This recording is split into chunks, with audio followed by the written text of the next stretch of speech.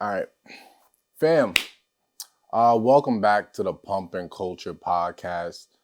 It's been a while since I dropped the episode, probably almost a year. So I'm really happy, really excited to finally bring back some good content, bring back this podcast that I've been talking about with people for like months on months, trying to figure out when the best time to bring this podcast back. Should I bring it back? Should I give it a twist? At the end of the day, I told myself, do what makes me happy and focus on this podcast directly being about my fitness journey, fitness in general, and a little bit of culture, a little bit of sports, a little bit of this and that thrown in the mix. So I'm happy, I'm excited to be back. And, first we're gonna really just start off with I have some good guests, a couple of friends I spoke to. So we're gonna have some guests coming up on this podcast fairly soon. So look out for those type of episodes. That's going to be fun, different type of conversations. But so let's start off because if you don't know me, my name is Casey Pleasance. I am a vegan bodybuilder. Haven't competed yet. I'm just a little bit afraid to touch that stage. To be honest, I'm having to bring my body down to deplete. A little bit scary when my food comes down to dwindling from the carbs. It's really hard for me to really stay on track. So I'm kind of afraid of that part. And I haven't found a coach. Well, I've spoke to a couple people, but budgets were like kind of crazy. But I haven't found a coach that can really help me with my goals in a vegan diet and make it an affordable experience. If someone else knows, someone who may help with a vegan diet or a vegetarian diet, I can still mimic off of a vegetarian diet. Please hit my DMs, _C_Pleasance, because I'm just looking for that coach to possibly push me over the edge. Even if it's just for vacations, because when I first started working out, I literally just did this to look good to myself on vacation and just to stand out when I go away to a beach, whatever it may be. And that's the only reason why I've ever worked out. And now it became a journey of just pushing my body as far as it possibly can to the limit and traveling the world and just looking good and just feeling comfortable in your own skin. I don't really care how I look and, to other people. It's about, how I feel underneath my own skin. And I feel great. I think I look great, but there's still things to accomplish. And that's what keeps us driving, because we could think we have accomplished a lot. We think we look the best, but there's always little things that we can tweak. We can still work on.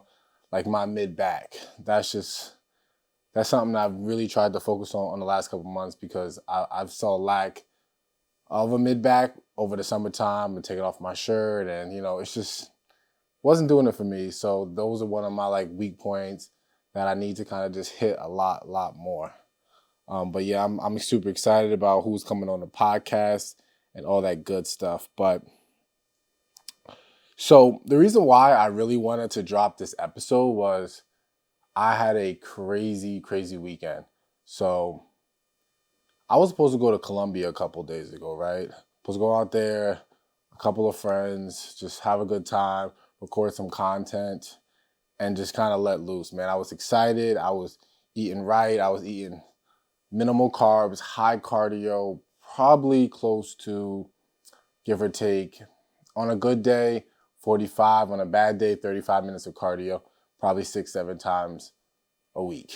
And that's pretty much every day I went, because I went to the gym almost 6 to 7 times a week, because I was just preparing for this trip. Because Colombia's weather right now was like over 80, 90 degrees, and I was just super excited. So the day I'm leaving, I moved a little slow in that first part of the morning, but I still left on time. So I left. GPS said 1 hour. GPS then said 1 hour and 25 minutes. Then it stopped moving. And when it was still at 1 hour and 25 minutes, I was probably already driving for about 30 minutes, and the clock didn't change. So halfway through when I got to that hour mark, my tire light came on. So when my tire light came on, I panic nowadays, because a couple months ago, my wife, her tires blew out on her while she was driving on the highway because her tires were low on air for probably a day or two, whatever it may be. I don't know the full length of how long she had her tires on low tire pressure, but her tire blew out on her. And ever since that, I had to go and help her.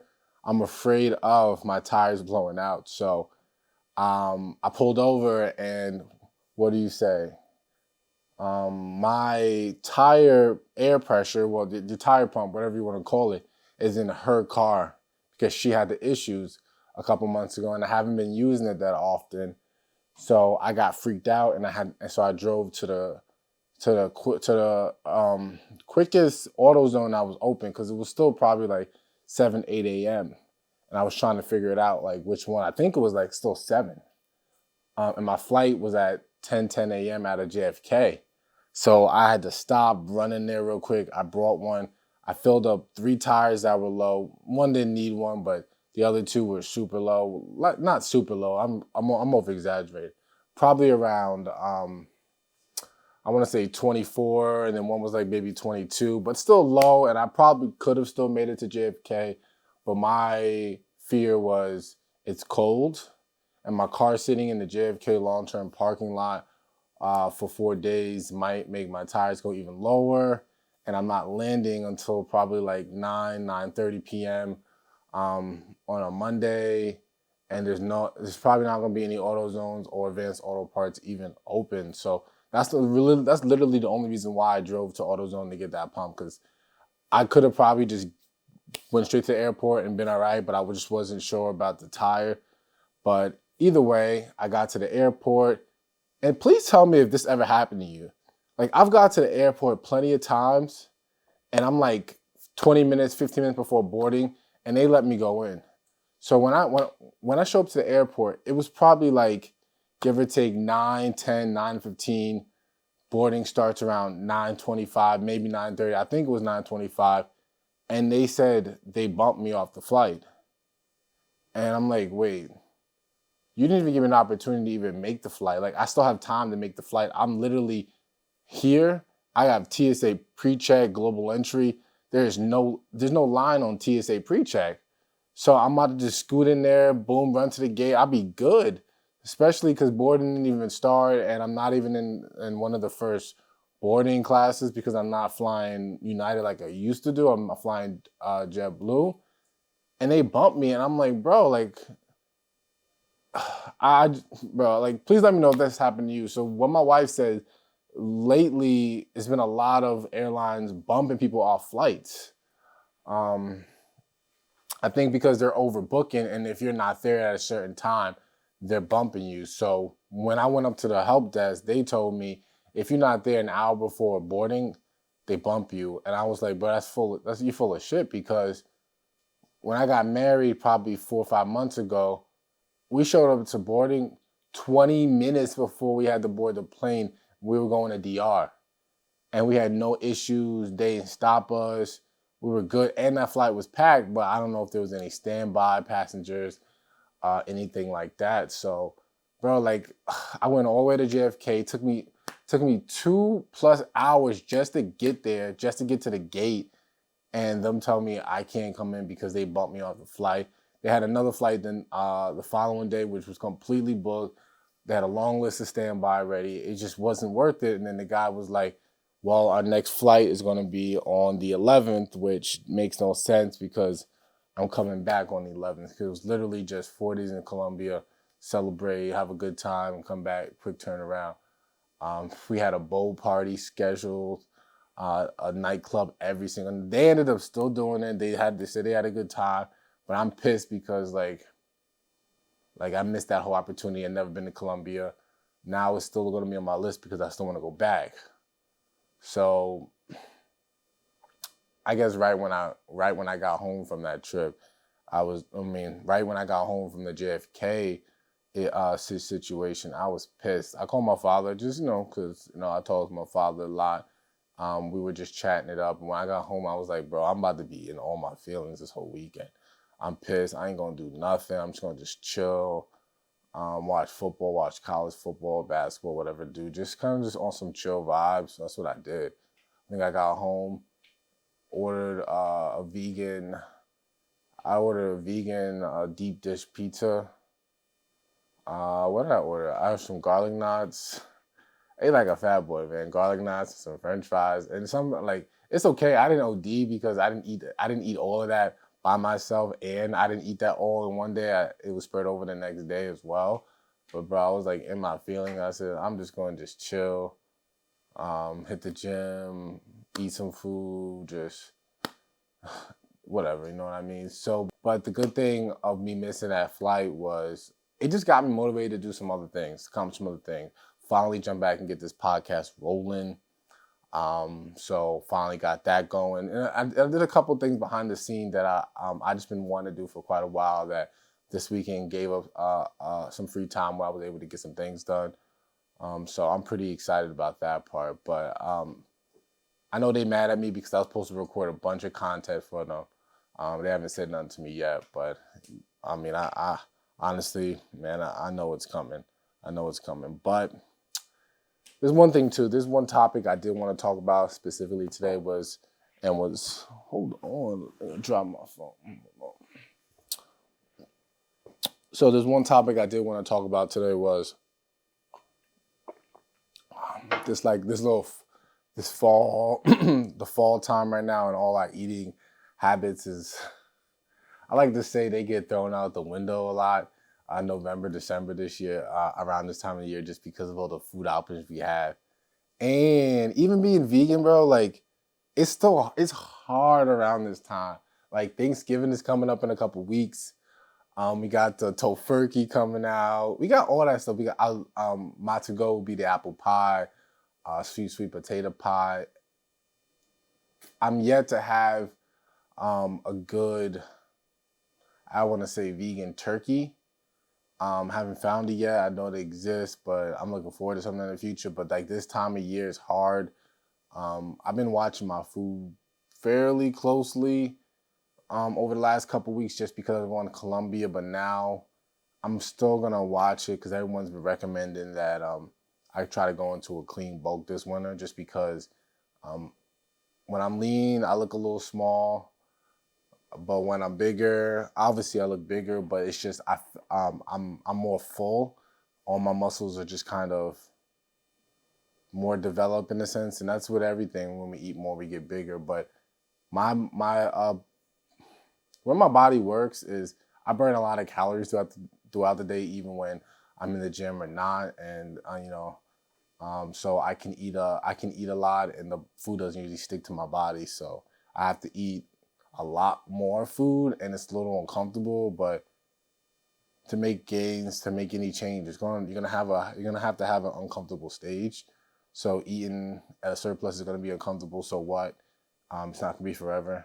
I'm gonna get it done for the next couple months, see how I feel. I'm gonna try to keep my fats fairly low because I realize that I do blow up when I eat a lot of fats and nuts and butters and stuff like that. Cooking with a lot of oils, it sits on my body. So what I'm gonna do is I'm gonna stick to a fairly low fat diet, eat a lot of peanut butter powder, things that are just gonna pretty much fall off my body, but keep the carbs up, keep them at a decent to a moderate, maybe to a moderate to a high level, for fully to make my body fully be able to gain as much muscle as possible this winter. So I'm looking forward to that. I'm gonna continue to do my cardio. So I told myself I'm probably gonna do 25, maybe 30 minutes of cardio, still probably 4 to 5 times a week, just because with a healthy heart, I feel better. Like last winter, I didn't do much cardio and I gained a lot of weight, and it was good weight, but I didn't feel the best because I stopped doing a lot of my normal movements when it came to cardio, running, whatever that may be. I do a lot of walking, incline walking now, Stairmaster, all that good stuff. So yeah, so I'm looking forward to this winter bulk because we're gonna get right, and I hope everybody else is taking this time. Unless you live in like the Miamis and it's summertime all the time, it's a little bit different. But for us up here, and then Christmas time. because my family usually does a Thanksgiving and Christmas time dinner, and those are the 2 days I pretty much kind of just let myself. I don't overeat, but I don't watch what I eat on those days. And who does? Thanksgiving, unless we're working up to a competition, which most of us are not around that year, bro. Live your life, have your fun, do what you got to do. Do what you got to do. So the last thing I want to talk about today, and it's because I've been doing a lot of research, finding different foods that vegans can get protein from, and because the biggest question that people have is, where do I get my protein from? How do I find protein sources?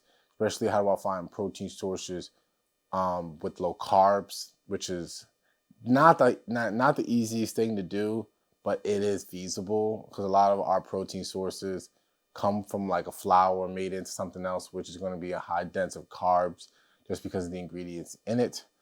But staple to my diet lately, and I don't care what anybody says, tofu. So tofu's been my go-to for the morning. It's weird to say it, but I've been eating tofu broccoli in the morning as a low carb start of the day. And then into what we call is a vegan ground beef or turkey. So not ground beef or turkey, it's ground beef or chicken. So there's certain brands, you can also find these on Amazon, that sell vegan chicken, vegan beef made out of all soy flour. So what it is, it's flour kneaded, then dehydrated and stretched into meat looking products, but it's completely made from one ingredient, which is going to be flour, soy flour. I also do a meat crumble for one of my meals, which is a non-soy product. It's directly made out of pea protein powder. Pea protein powder and some other things. So like those have been my to-go-to. I've been eating a little bit of chickpeas in certain meals, not too much of the beans because of the carbs, but I eat the vegan meat, the vegan soy flour meat probably once or twice a day, the vegan crumble once a day, and my pea protein shakes, which I throw in throughout the day, usually once or twice. I've been trying to eat more protein instead of drink more protein.